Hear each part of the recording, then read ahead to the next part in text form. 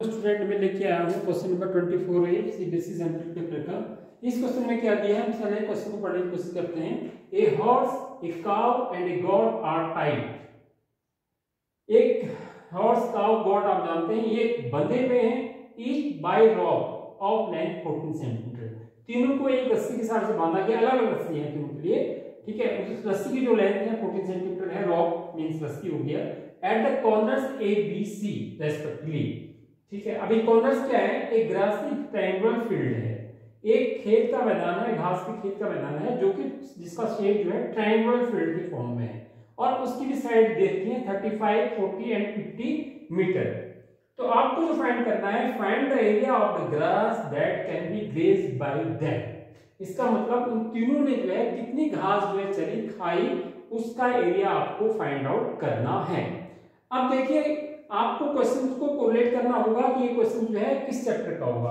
अब उसको करने से पहले आप इसको ट्रायंगुलर रीजन तो बनाएंगे, जैसे क्वेश्चन में दिया है, तो इतना तो आपको माइंड अपने आप चलने लग जाएगा कि मैं पहले एक ट्रायंगल बना के देख लेता हूँ। ट्रायंगल ये बनाया आपने, बहुत इजी सा जो है ट्रायंगल बना दिया आपने, ए बी और सी। ये मान लिया कि ए कॉर्नर पर सपोज जो है हॉर्स जो है यहाँ पर एक रस्सी के सहारे जो है बंधा हुआ है, और जो रस्सी है उसकी जो लेंथ है 14 सेंटीमीटर। ये मान लीजिए कि यहाँ तक जो है, यहाँ तक ये 14 सेंटीमीटर लेंथ है, इतनी 14 सेंटीमीटर लेंथ है, यहाँ से बंधा है, मतलब वो जो है इस रस्सी से मूव करते करते करते करते यहाँ तक मैक्सिमम जो है, यहाँ तक जो है, यहाँ तक इस तरह से मूव कर सकता है। इस बीच में जितनी भी घास होगी उस घास को आराम से चढ़ सकता है, खा सकता है, ठीक है। ये तो जो है हॉर्स की बात होगी। उसी तरह से जो है बी पर जो है काउ बंधा हुआ है, काउ की जो भी रस्सी की लेंथ रखी है वो सेम 14 में रखी है, तो उसके साथ भी सेम कहानी रहेगी। वो भी जो है ठीक उतना ही एरिया जो है, क्योंकि ये 14 सेंटीमीटर है, वो भी जो है इस एरिया को जो है, इसमें जितनी भी घास जमी होगी उस घास को जो है वो ग्रेज करेगा, ठीक है। और सी कॉर्नर पर जो है आपका गॉड बंधा हुआ है, और गॉड की भी सेम कंडीशन देखी है, सेम यहाँ पर बंधा हुआ है गॉड, और रस्सी से 14 सेंटीमीटर की रस्सी है, तो सेम रस्सी से जो है इस एरिया को ग्रेज कर रहा है। अब वो आपसे क्वेश्चन पुट कर रहा है कि इन्होंने कुल तीनों ने कितना घास ग्रेज करा। अब देखिए, क्वेश्चन को आपको कोरिलेट करना पड़ेगा कि ये क्वेश्चन जो है मेरे मेंसुरेशन का एक्सरसाइज का क्वेश्चन है। मेंसुरेशन में आपने जब एक सर्कल आप बनाते थे उस पे, और सर्कल पे जो है कोई आप एक आर्क लेते थे, और आर्क जो सेंटर से जो एंगल बनाते थे इस तरह से, इस पार्ट को आप बोलते थे sector, area of the sector. इसको अगर ये एंगल वो थीटा एंगल है, तो इस एरिया ऑफ द सेक्टर का फॉर्मूला होता था theta upon 360 into pi r square. ये आपको कोरिलेट करना पड़ेगा कि ये चैप्टर इस क्वेश्चन का है। अगर आप इसको यहां से कोरिलेट करते हैं, तो आपके पास जो दिक्कत आ रही है कि आपको एंगल कहीं मेंशन नहीं कर रखा है। एंगल की मेंशन करने के बजाय जो है इसमें लेंथ ऑफ साइड दे रखी है, पर एंगल मेंशन नहीं कर रखा है। तो यहाँ पे एंगल का तो आपको लेट करना पड़ेगा, ये थीटा 1 लेट कर लीजिए, इसको थीटा 2 लेट कर लीजिए, इसको थीटा 3 लेट कर लीजिए। एंगल तो आपने लेट कर लिए। उसके बाद जो है जो रॉ में जो रस्सी है 14 सेंटीमीटर 14 मीटर, ये काम करेगा रेडियस का, क्योंकि ये यहां से बंधी हुई, तो इतना ही तो मूव करेगा वो, तो वो काम जो है जो 14 सेंटीमीटर की रस्सी है वो काम रेडियस का कर रहा है। और इसमें साइड की लेंथ दे रखी है, ये 35 दे रखा है, ये 40 दे रखा है, और ये लेंथ 50 दे रखा है, लेकिन साइड के लेंथ का यहाँ पर भी कोई रोल नहीं है, उससे हमें जो है कोई फायदा नहीं होने वाला। हम क्या करेंगे, पहले इसमें 3 सेक्टर हैं, एक सेक्टर ये ए बी सी मान लीजिए, या कुछ मान लीजिए इसको ए पी क्यू मान लीजिए, ठीक है। इसी तरह से यहाँ पर जो है सेक्टर ये सेकंड इसको लेट कर लीजिए, कुछ बी क्यू आर एस इसको लेट कर लीजिए, ठीक है। और इसी तरह इसको एस टी 3 सेक्टर को लेट कर लीजिए।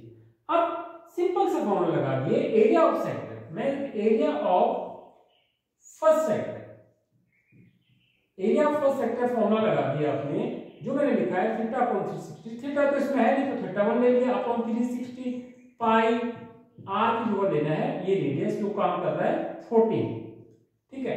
अब यहां पर ये स्टेटमेंट लिख सकते हैं, area of the grass graze by horse. इसको आप इस तरह से लिख सकते हैं, area of grass graze by horse. Horse में जितना एरिया ग्रेज किया, आप चाहे तो इसको इस तरह से ऊपर से दे सकते हैं, ठीक है। इसको मैंने तो एरिया ऑफ फर्स्ट सेक्टर दिया। इसी तरह से second area of second sector, area of second sector.